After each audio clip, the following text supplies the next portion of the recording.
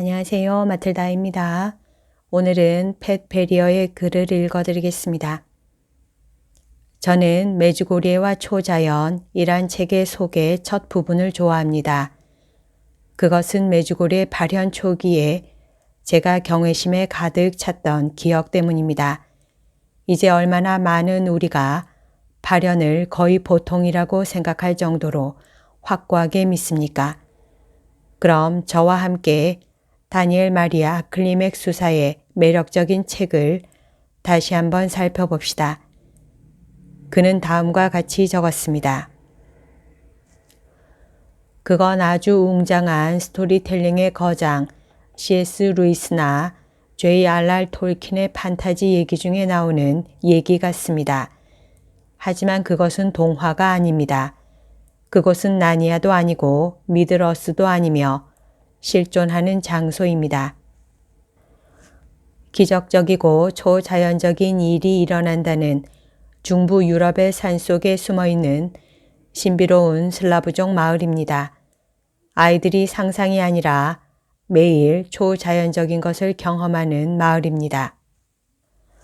즉, 그들은 하느님의 직접적인 개입을 통해 천상으로부터 다른 차원으로부터 천상에서 온 방문자가 메시지를 가져다 주는 마을입니다. 저 위에서 오는 메시지들은 삶의 가장 심오한 질문들에 대한 답입니다. 인생의 의미는 무엇인가? 사람은 죽으면 어떻게 되는가? 하느님은 존재하는가? 사후 세계가 있나? 다른 종교를 믿는 사람들은 어떻게 되나? 구원은 모두에게 열려 있나? 그곳은 발현 목격증인 눈물을 흘리는 조각상, 춤추는 태양, 묵주가 신기하게 금으로 변하는 마을이며 수백만 명의 순례자들이 지구 곳곳에서 와서 천국과 지구가 만나는 이곳에서 천상의 손길을 느끼고 싶어 합니다. 그곳 사건의 중심에 있고 그로 인해 다른 모든 일들이 벌어지는 메주고리에와 관련된 가장 엄청난 주장은 성모 마리아가 1981년에 메주고리에를 방문하기 시작했으며 성모님이 선택한 발현 목격 증인들을 통해 35년 이상 지금까지 매일 돌아와 세상을 위한 중요한 메시지를 전하고 있다는 것입니다. 발현 시작부터 메주고리에 매료된 사람을 위해 제가 드리고 싶은 말씀은 클리맥 수사가 거기서 일어난 일을 보는 시각, 정말 바라보는 시각을 저는 환영한다는 것입니다. 그의 책의 부제는 과학, 신비주의, 그리고 특별한 종교적 경험이며 초자연적인 것을 믿는 저명한 인물들과 그렇지 않은 인물들의 예를 듭니다. 회의론자 중에 이탈리아의 신경생리학자이자 열렬한 무신론자인 마르코 마그넬리 박사가 있는데 그는 초자연적인 존재에 대한 주장을 반박하기 위해 그 주장을 반증하거나 거짓임을 밝힐 증거를 찾아내기 위해 1988년 메주고리에를 포함해서 여러 곳을 돌아다녔습니다. 클리맥 수사에 따르면 마그넬리 박사는 발현 목격 증인들을 대상으로 1년의 의학 검사를 실시했고 발현 목격 증인들은 발현이 진행되는 동안 실제로 진정한 황홀경 상태에 들어간다고 점차적으로 결론을 내렸습니다. 과학자로서 그는 발현의 진위를 판단할 수 없다고 인정하면서도 확실히 특별한 현상이 벌어진다는 것을 인정했습니다. 마그넬리 박사도 인정했는데 그의 뇌리를 떠나지 않고 박혀 있는 건 새들의 침묵이었습니다. 초기의 성당 사제관에서 발현 목격 증인들이 발현을 목격했을 때는 바깥에서는 새 수백 마리가 나무에서 매우 큰 소리로 지저귀고 있다가 동정 마리아가 발현된다고 생각되는 순간 발현 목격 증인들이 무릎을 꿇는 바로 그 순간에 갑자기 완전히 조용해지곤 했습니다. 이것 때문에 클리맥 수사가 다음과 같이 말을 한 것 같습니다. 마그넬리 박사는 메주고리에서 밀라노로 돌아오고 몇 달 되지 않아서 성당에 열심히 다니는 가톨릭 신자가 되었습니다. 이제 이 학문적인 책의 주요 내용을 다루기 전에 발현 목격 증인들에게 행해진 과학 실험들 중 몇 가지 저를 곰곰이 생각을 하게 만든 것을 말씀드리겠습니다. 그 비밀과 관련된 것인데요. 클리맥 수사는 다음과 같이 적었습니다. 오늘부로 이방카, 미리아나, 야콥 등 3명의 발현 목격 증인들은 10가지 비밀을 모두 받았으며 따라서 더 이상 매일 발현 목격을 하지 않을 거라고 합니다. 비츠카, 이반, 마리아 등 다른 3명의 발현 목격 증인들은 10개의 비밀 중 9개를 받았으며 발현을 계속해서 매일 목격할 것이라고 합니다. 발현 목격 증인의 매일 발현 목격은 모두가 10번째 비밀을 받게 되면 끝이 날 것으로 여겨지는데 이는 비밀에 기술된 사건들이 전개되기 시작할 때 맞춰 일어날 것으로 여겨집니다. 저는 동정 마리아가 발현 목격 증인들에게 3번째 비밀을 밝히도록 허락했다는 것에 대해 많은 생각을 해보지는 않았습니다. 그 비밀은 발현이 끝날 때 최초에 발현했던 장소에 영구적인 표징이 생길 거라는 겁니다. 저는 그 자리에 서 보았습니다. 미리아나에 따르면 이 영원하고 파괴할 수 없고 아름다운 표징은 처음 2 비밀이 일어난 후에 나타날 것이며 하느님이 존재하고 발현이 진짜라는 것을 세상에 증명할 것입니다. 많은 사람들이 첫 2 비밀은 자연으로 설명될 수 있다고 생각할 수도 있지만 미리아나에 따르면 이 세상 그 누구도 3번째 비밀, 그 약속된 표징이 하느님이 하신 일이라는 걸 의심치 못할 것이며 그것의 초자연적인 성격을 부인하지 못할 것이라고 합니다. 저는 클리맥 수사가 다음과 같이 보고한 것에 대하여 경이로웠습니다.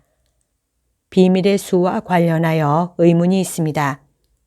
발현 목격 증인들은 각자 10개의 비밀을 받기로 되어 있다고 주장하는데 애매한 점은 모든 비밀이 모든 발현 목격 증인에게 동일한지 아니면 서로 다른 비밀이어서 합치면 10개보다 훨씬 많은 건지 아니면 일부는 같고 일부는 다른 건지입니다. 1983년에 미리아나가 초기 인터뷰에서 서로 다른 비밀일 가능성을 암시했습니다.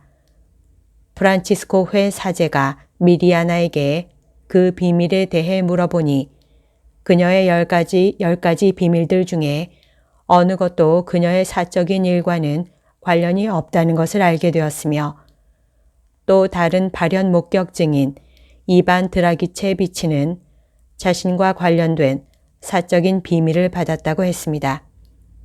미리아나는 우리 6 발현 목격 증인들은 비밀에 대해 서로 말하지 않습니다. 우리가 공통된 비밀이라고 알고 있는 유일한 게 영구적인 표징입니다. 라고 분명히 했습니다. 발현이 시작되었을 때 발현 목격 증인들은 자신들의 경험을 이해하기 위해 루르드의 성모님 발현에 관한 책을 읽었습니다. 처음에 그들은 자신들의 발현 목격도 베르나데트가 보았던 발현 횟수와 같을 거라고 예상했습니다. 그래서 1981년 7월 3일에 그들은 마지막 발현일 거라고 생각했습니다. 그래서 다음날 그들은 함께 모이지도 않았고 그럴 예상도 안 하고 각자 볼일을 보다가 개인적으로 발현 목격을 했습니다. 비츠카는 꽃을 따다가 이반은 담배 수확을 거들다가 마리아는 비아코비치에 있는 집에서 미리아나는 사라예보에서 경찰의 취조를 받는 중에 수사는 이 경험을 한 후 마리아는 우리는 이것은 루르드와는 다르다는 걸 그때 깨달았어요. 라고 회상했습니다. 라고 적었습니다.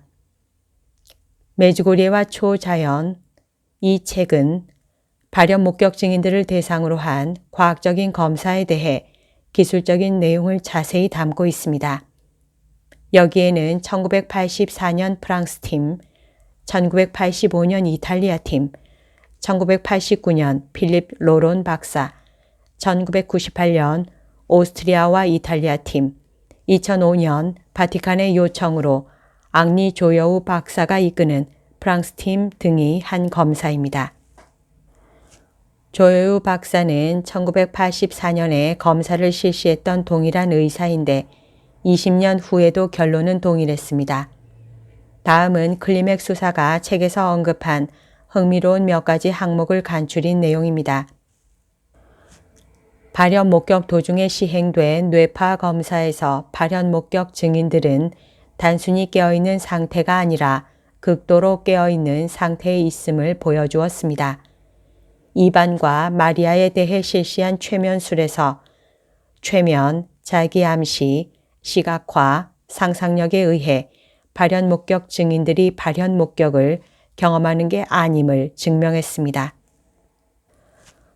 마가티 의사는 1000와트 전구가 달린 영화 영사기를 사용하여 발현 목격 증인들의 동공에 빛을 쏘았습니다. 어떤 발현 목격 증인도 반응을 보이지 않았습니다. 당시의 1차적인 결론이긴 하지만 그 의사는 발현 목격 증인들은 발현 목격할 때 그녀가 관찰한 그 어떤 시험 대상자들보다 가장 완벽하게 외부 세계에 대한 의식이 정지되었음을 보여주었다고 주장할 준비가 되어 있다고 했습니다. 발현이 시작되었을 때의 발현 목격 증인들의 눈동자를 기록한 검사에서 그들의 눈 움직임이 거의 초 단위로 동시에 정지되었음을 보여주었습니다. 자크 필리포 박사에 따르면 이렇게 눈동자가 동시에 정지한 것은 보통 인간의 신체 능력을 훨씬 넘어서서 어떠한 공모나 조작으로도 될 수 없다고 합니다. 그 황홀경에 빠진 모습을 보거나 그 사진을 본 사람은 누구나 발현 목격 증인들이 같은 물체를 집중적으로 본다는 것을 분명히 느낍니다. 모든 면에서 그들은 본 그 물체를 너무도 일관되게 설명하기 때문에 이 현상을 설명하기가 불가능해 보입니다. 불투명한 가리개를 발현 목격 증인들의 눈앞에 놓아 이것이 발현 목격에 방해가 되고 지장을 주는지를 관찰했는데 그들의 발현 목격 경험에 영향을 주지 않았습니다. 발현 목격을 하는 동안 이반은 고속의 자동차 엔진 소음 같은 90데시벨의 폭발음을 들었을 때 아무런 반응도 보이지 않았습니다. 발현 목격 후 그는 아무 소리도 못 들었다고 했습니다. 발현 목격을 하기 전에 그는 70데시벨 소리에 노출되었을 때 놀라서 펄쩍 뛰었습니다. 한 의사는 발현 목격 중에 통증 민감도를 검사하려고 발현 목격 증인들에게 기구를 사용하여 검사했지만 그들은 전혀 반응하지 않았습니다. 시험을 수행한 의사는 이것은 의심의 여지 없이 발현 목격 증인들이 거짓으로 또는 속임수로 자신의 경험을 얘기하는 게 아님을 증명했다고 적었습니다.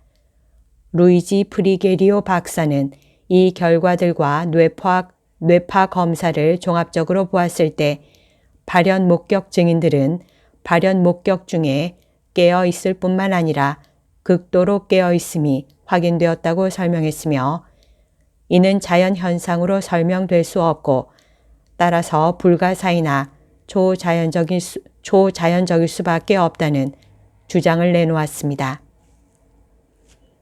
발현 목격 증인들의 목소리는 발현 목격 중에는 들리지 않는데 그들의 입술은 마치 누군가와 말하는 것처럼 계속 움직입니다.